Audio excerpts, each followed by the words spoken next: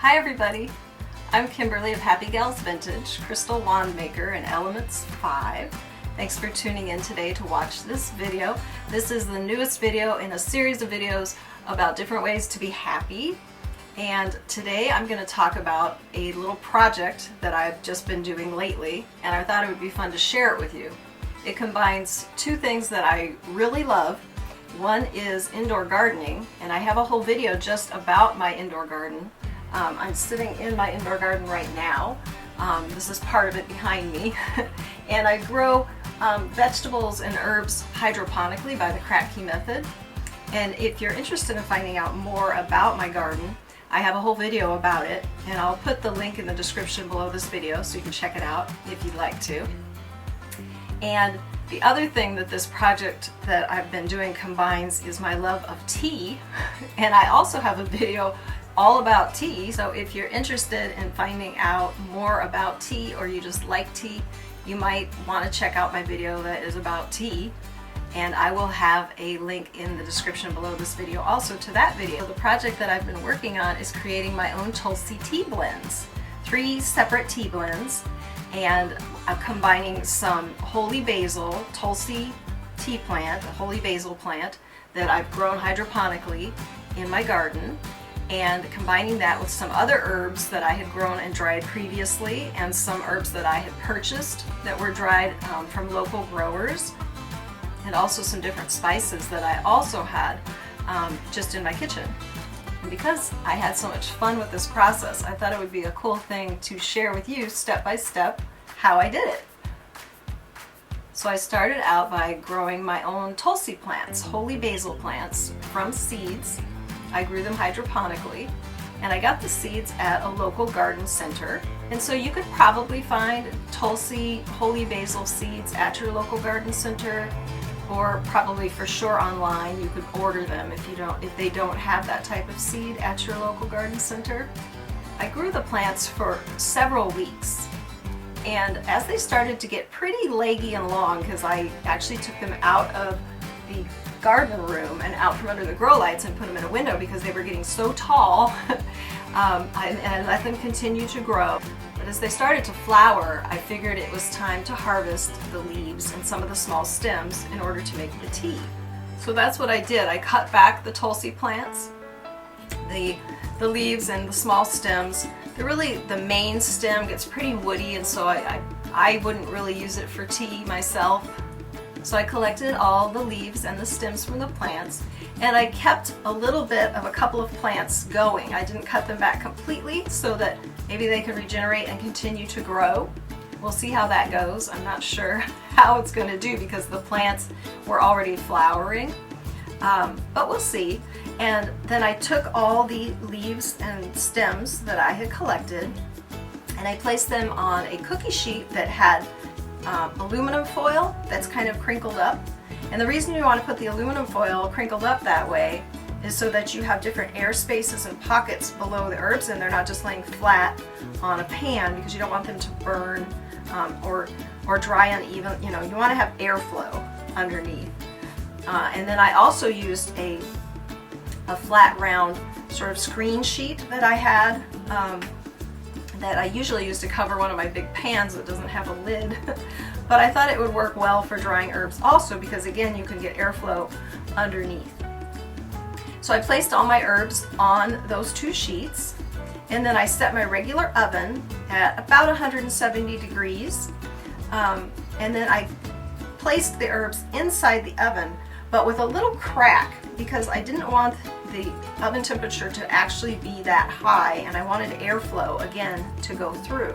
So the idea is to slowly dry out your herbs, because I don't have a dehydrator.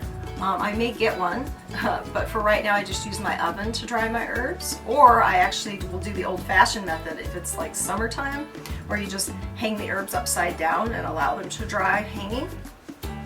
But that takes a little longer, and I wanted to do this project quickly. I wanted to dry the herbs quickly and then create my tea blends all on the same day. So I took the herbs and dried them in the oven, and I had checked online to see about what temperature I should dry them at, or for about how long. and I had found some information that said around 170 degrees with the oven cracked, but also around 3 hours time. So that's what my general guidelines were. But every herb is a little different, and depending on how much herbs you have stacked. I had herbs from about 4 Tulsi tea plants, so not a huge amount of herbs compared to what some people will dry at one time, I would imagine. And so, you know, I was using it as a rough guideline. And so I put the herbs in the oven, I let them dry. But after 2 hours, I checked them because I didn't want them to burn. And the smell was amazing in the house as the basil was drying in the oven. The whole house just had this amazing smell of Tulsi basil plant, which was awesome. But because there was such an aroma, I thought, well, I better check it and just make sure, because I didn't want to burn it. And I was really glad I checked it after 2 hours, because when I checked it, it was ready. It was perfect, right? Because I wanted it evenly dried but not burnt in any way. And so I pulled them out and I let the herbs cool. And then the next step was to just crush the herbs. You know, the idea is to sort of release a little bit of the essential oils and have it sort of mixing in with itself. So you get more flavor from the tea when you brew your tea. And so I did that in a bowl. I actually used a potato masher and a wooden spoon. But some people have those really nice stone bowls, you know, with this special stone tool for crushing herbs. Those are awesome. I just don't have one yet. I'll probably get one someday. They're pretty. I love stone things, and that would be a really cool tool to have. But I don't have one, so I used what I had, and I crushed the herbs in a really nice ceramic bowl that my friend Christina got me for my birthday years ago. Then the next part was, I think, the funnest part, which was creating my tea blends, my custom tea blends. So I'm a person who has purchased Tulsi tea, you know, from my local co-op quite a bit. And the company in India that creates that tea, they do several different blends. And I have a couple of my favorites that I purchase pretty often. And so I wanted to try making my own blends, completely original blends. And so that's what I did. I have drank tea and loved tea for most of my life now, you know, well over 30, 35 years. I've been a tea connoisseur. And so, you know, I already had some different dried herbs on hand, some that I had dried myself, some that I had purchased, and quite a few different spices and things in my kitchen. So it was pretty fun for me because I could just go and sort of grab different things and kind of use my imagination, play around with, well, what would be a good combination to make a really tasty tea? And so I came up with 3 different blends, and I actually wrote down my recipes in my little book because I didn't want to forget what I had done and I wanted to remember the quantities of each thing. And the amount of basil that I had was just enough to do, I think I got about 7 or 8 tea bags filled of each of the blends, of the 3 blends that I came up with. So, you know, just a little sampling. But if I really liked one of them, and I did especially like one in particular, 2 of them were pretty good, but the first one I did was my favorite. And because I wrote down my recipe, now I will be able to go back and remake it whenever I want to. And so the first blend that I made, I used Tulsi tea leaves and the small stems that I had dried. I used fresh lemon peel, you know, where I just scrape off the top the yellow lemon, and you chop it really small so it's lemon zest. And then I used some dried rosemary that I had on hand. I used a little bit of the granulated stevia crystals. And later on I thought about it, I could have actually used some fresh stevia because I have some growing back here in my garden, and it just didn't occur to me. Or I could have dried a little bit of the stevia along with the Tulsi in the oven, but I just didn't think of it. And so I ended up adding just a little tiny bit, 1/4 teaspoon of granulated stevia just to add just a touch of sweetness to the tea. And then I also added dried elderberries. Those are really good for the immune system. I used a little bit of turmeric, some dried turmeric powder that I had in my kitchen, and a little bit of ground cinnamon. And that blend was so good. I mean, I really liked it. And then I had my son also try it a little later. He drinks tea with me all the time, and he thought it was really good too. So each of these tea blends that I created, I will put the recipes below in the description if anyone's interested and wants to kind of try them out and see what you think. The second tea blend that I made, again, I used the Tulsi leaves and the small stems that I had dried. This one I used dried lavender flowers that I had, some dried yarrow, which is also a flower, really aromatic. Oh my goodness, I just love the smell of yarrow. Some dried chamomile flowers. You know, chamomile is really good for relaxation. It's just a very soothing herb. And those were some dried that I had on hand from my garden previously last year, and I had saved them, dried them and saved them. Again, I used just a little bit of stevia crystals, a little bit of ground turmeric again.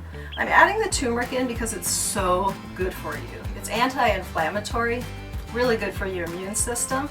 So anytime you can find ways to get a little turmeric into your diet, definitely go for doing that. And then I used just a pinch of nutmeg, just for that little spice. Now this blend is not bad. I mean, it's not bad. It just, for me, wasn't quite as good as the first one. And I wonder if number 2 maybe isn't as good because it's got too much going on. The 3 different flowers, I think if I had just used one of them instead of all 3, I think they're competing with each other. So when you taste it, your tongue's not sure what to do with it. There's so much going on. And my idea with it was that, I'd have sort of like a flower garden kind of tea going, but it's just too much. There's too many flavors, I think, is what's happening with that one.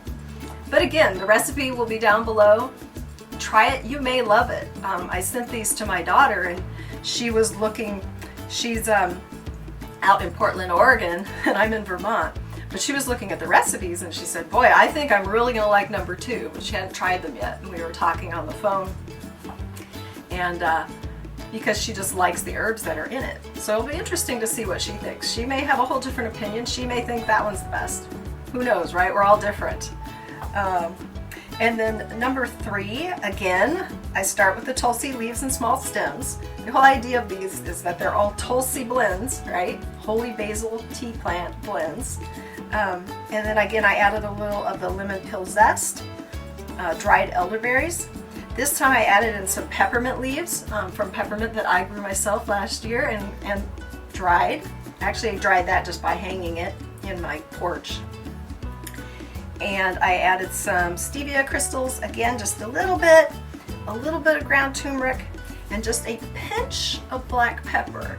And some of you might think that sounds like a weird thing to put in tea, but it just adds a little bit of warmth, a tiny bit of spice, just an edge to the tea that is really good. And so, believe it or not, a pinch of black pepper in your tea blends is awesome.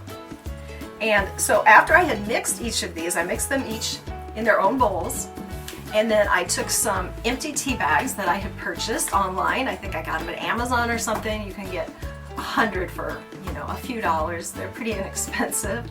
And then I individually, with each tea, I filled it. And then I used some little stickers just so I could keep track of which tea blend was in each bag, just so I could know. And then when I offer it to friends or family, I can get their opinions to see, which tea blend is the best. And the good thing about growing holy basil and making your own Tulsi teas is holy basil is really good for you. Again, it's an anti-inflammatory in your body, and which is awesome because it really helps to control disease and improve your immune system. So not only do these teas taste good, but they also are just really good for you. So I hope you had fun watching this video. I had a lot of fun just kind of talking about making my own teas, and it's something that I really want to get into and do more of as time goes by, hopefully. And so if you have made any teas yourself, I'd love to hear about it in the comments below, or if you have any recipes for really good tea, or maybe you have made your own Tulsi tea blends, and I'd love to hear about them. I'd love to try them. So please do comment below. And also, if you liked this video, if you can click the like button, that's great because it lets other people see this video. Really helps me out a lot. And if you're interested in watching more videos with me talking about different ways to be happy, I have a whole series of videos of different things that in my life help me to be more happy, and so I'm sharing them with you, and I love doing it. And I also have 3 different Etsy shops. I mentioned them really early in the beginning of the video, and I sell vintage collectibles, and I sell original art and original handmade jewelry and handmade crystal wands. And so if you'd like to check out my shops, there are links in the description below this video for each shop. So please do go check them out. I have so many pretty beautiful and interesting and unique items that you were not going to find anywhere else. And again, thank you for watching, and I hope you have a really awesome day.